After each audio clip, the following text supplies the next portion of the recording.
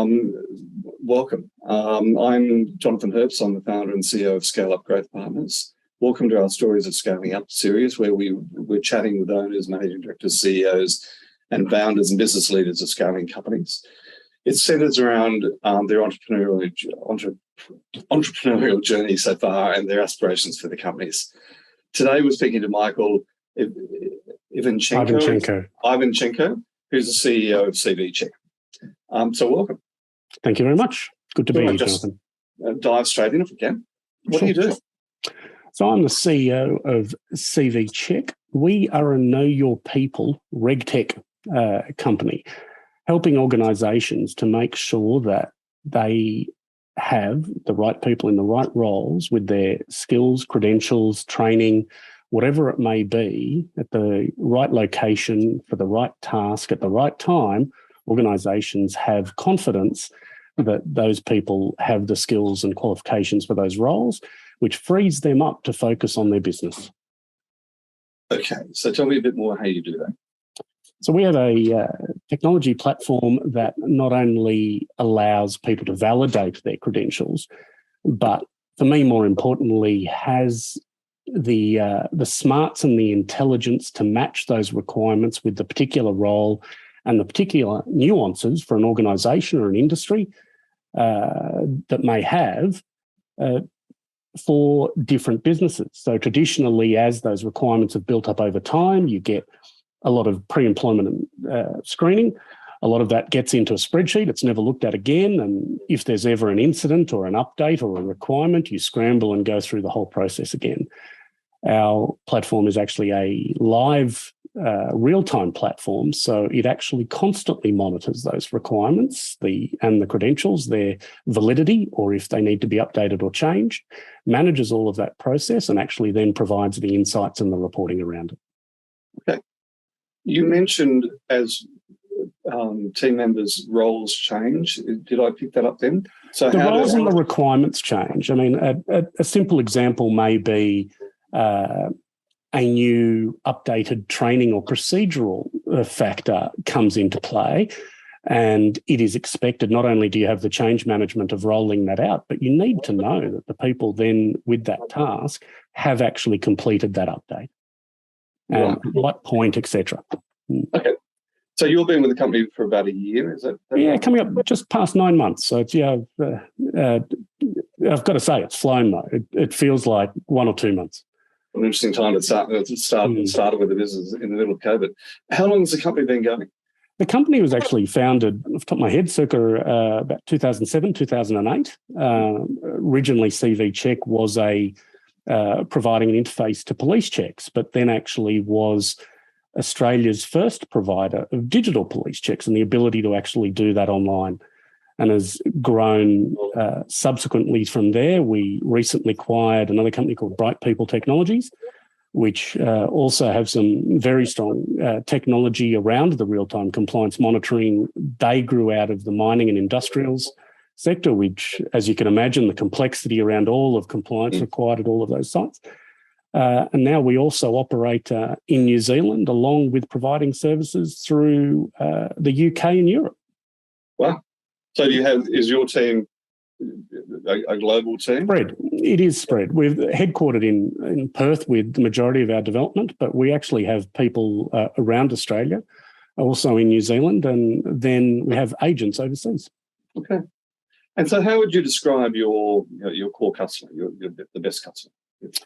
Look, our core customers are the ones that actually understand or are well aware of the way not managing compliance within their organisation can impede their ability to operate. So they're a large number of our largest customers are actually in the mining and industrial sectors, and they well and truly know what happens when there's an incident because of a failure of compliance and requirements. So working with organisations like that truly understand the importance, understand the detail, but also being so entrepreneurial, they understand the benefits that if you get it right, you digitise it, you take away the overhead, they truly understand the benefits they can achieve. And is there a lower end size customer, number of staff where they'd jump in, do you think? It's really interesting, right? So the within our sector in RegTech, it is truly a scale. RegTech. RegTech, regulatory. Oh, regulatory. Sorry, okay. Is the impact is correlational to the size of your business, but nevertheless just as real at the smaller end. Yep. So an example at the small end, we have customers of 5, 10 people, but if those people are going on site and they still have to have their public liability insurance and all of the other things current, et cetera, and what that may be, the impacts to those customers are still severe and relatively just as catastrophic as for the larger organisations. I mean, in some ways, arguably more so. Yeah, agreed. So I'm assuming you're working from home at the moment. So all of the actions you've taken because of the pandemic, what have you continued into the business? So the working from home cadence is a big one. I'm here at the moment splitting my time between Sydney and Perth, but that in itself is a good example of the evolution of the way the workplace has gone. Being in the sector we're appropriately privacy certified, 27001, et cetera, and all of the requirements around that. And privacy is something we obviously take extremely seriously. Yet we've still managed within those constructs, because of COVID, that we will carry through to provide a high degree of work-life balance for all of our staff and their ability to focus on getting the task done. We're not as interested in standing over their shoulder to make sure they're doing that task in the office. And that empowerment of people, that trust level, that understanding with appropriate safeguards, as I say, around the things we need to do, has meant we've actually seen an increase in not only productivity, but innovation and approach. That's interesting. Do you have are you having the team in for a number of days a week or a number of days a month? How are you managing that? So we did a 3-2 split. Mm-hmm. It's not fixed. So it's not that, you work in the office 3 days, you at home 2 days. That is the optionality we provide. A lot of people actually prefer to come in 5 days. Others. I mean, it's interesting to say that. I've recently hired a new practice manager and she's choosing to come to our office rather than work remotely, which is surprised me, to be honest. But, but likewise, right? And we have others that very much really value their time from home, and their feedback when we talk to them about it is that ability to have a lack of disruption or whatever, and they just focus on what they need to do. They finish earlier, they're saving on the commute times, or alternatively, the flexibility around some of our staff with younger families and the things that they need to do to balance what they need to do. And after all, those are the most important things in life. I mean, it's interesting you say that. I'm based in Barrel, which is an hour and a half southwest of Sydney, and my home is next door. I've converted investment property into my office, coaching facilities and everything, and so my commute is literally across the fence. And it's just been, COVID has forced this change, and it's been it's so positive for the family. Yeah, and the other effect, and something that we've carried through, is we've recently gone through an exercise of reevaluating or restating our company values, our positions, our raison d'être. And that was a really interesting exercise because it was bottom up. We interviewed all the staff to get their feedback of what was important to them. It came out loud and clear there was a real strong commonality about purpose and drive and the collegiate type attitudes that they all wanted to see. And so that drove all of our stated values in the organisations. Our strength comes from everybody's individuality. Deliver the good, strive for the great. And a framework combined with this attitude of we recognise the importance of flexibility, that giving people a real sense of, I know why I work at this organisation, how I'm contributing, how I move the needle. I'm proud to tell people at the barbecue conversation what I do and where I work. Yeah. It well exceeds any other remuneration or other benefit you'd pursue from a company. Yeah, no, I agree totally. So what's the future look like, and what do you see as the main challenges going forward?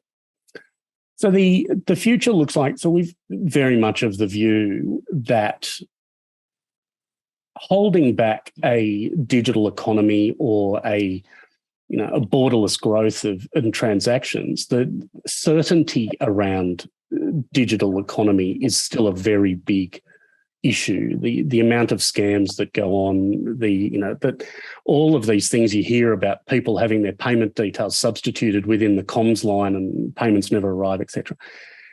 That for us is all in the challenge across the digital industry, and also the opportunity to actually generate that certainty and that trust.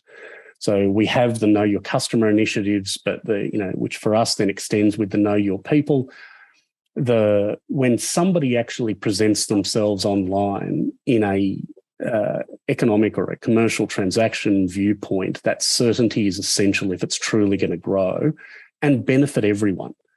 We're getting a dichotomy building at the moment. For those that can afford the technology or the resources and push through, are advancing well and beyond or faster than a lot of others. So the ability to provide this type of technology and certainty to a wider audience that make it generally accessible, we think is where the future is and the key. The challenge is the sheer magnitude of that task and the reality. There's the competing interests, the entrenched interests, the ever increasing complexity of requirements and legislation and overheads that are forever occurring. So probably the biggest risk is you can end up just constantly trying to catch up to the car instead of actually getting in and driving it. Exactly right. So what's the biggest learning you've had since becoming a CEO, do you think? So in this organisation, it's one of the first times where I've truly dealt with a situation that the company has gone through tremendous growth and change, etc. But there are still people there who were there from day one. And so the scale-up challenge is, how do you actually not lose the magic of why the company is successful, but we have to make it scalable and replicable and, non-individual people dependent of, so-and-so's always done that and they know how that works and the nuance and that. Building or driving and being really conscious about driving the culture that encourages information share and upskilling and just that true collaborative nature that we all succeed and benefit together as we all grow together is a challenge I think every company has. But when you're starting in a company with a large number of very long-term people and founding people, it's equally, it's very challenging for them to be, how do I still feel that I'm as important as I always have been when we're going through these growth curves? And it's interesting, restating your values and purpose is a great, as you said, from ground up, is a great way of collecting the war stories, collecting the history of the organisation and getting them feeling involved. Very much so, and that was pretty much the intent. It was the,